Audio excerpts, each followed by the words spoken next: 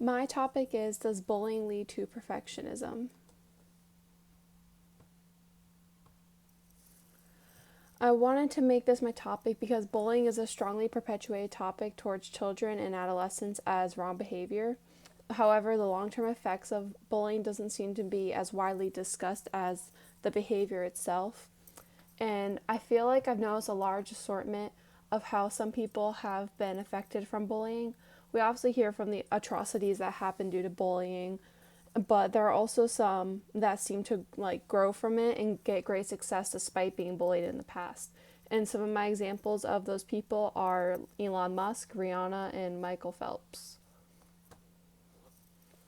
So I'm not trying to say bullying is going to make you a perfect person. I'm saying that perfectionism is not the act of being perfect. Perfectionism is a personality characteristic which is defined as striving for flawlessness and setting exceedingly high standards for performance, accompanied by tendencies for overly critical evaluations.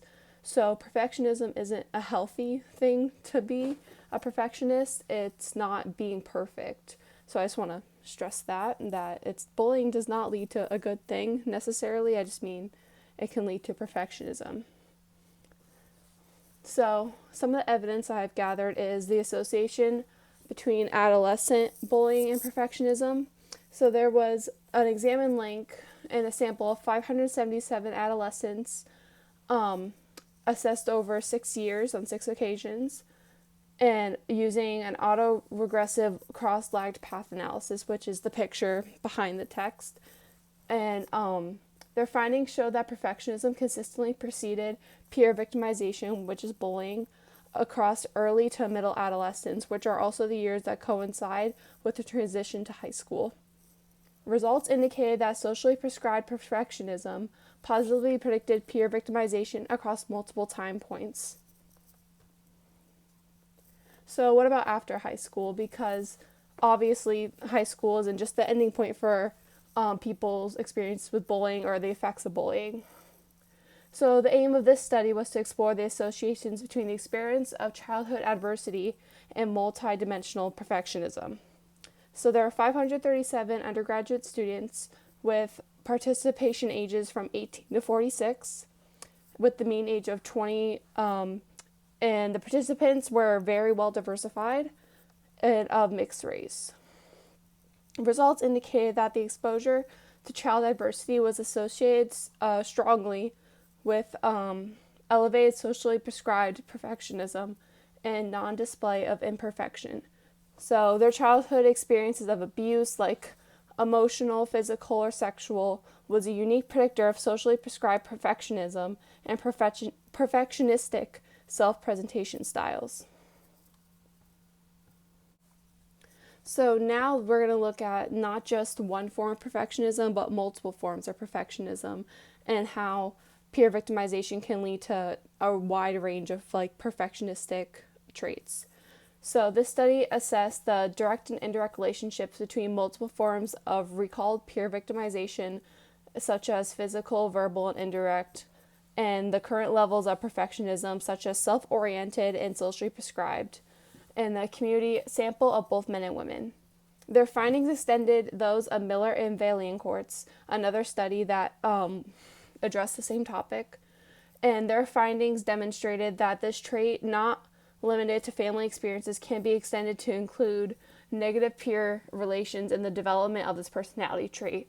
So, victimized individuals may believe that perfection makes it less likely that others will dislike them.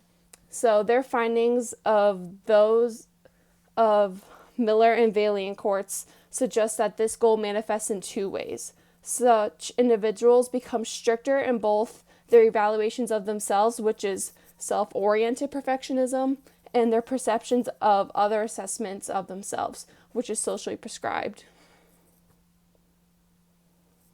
So the conclusions from these studies is that these correlational studies demonstrate a statistical significant link between peer victimization and developing a perfectionist personality trait.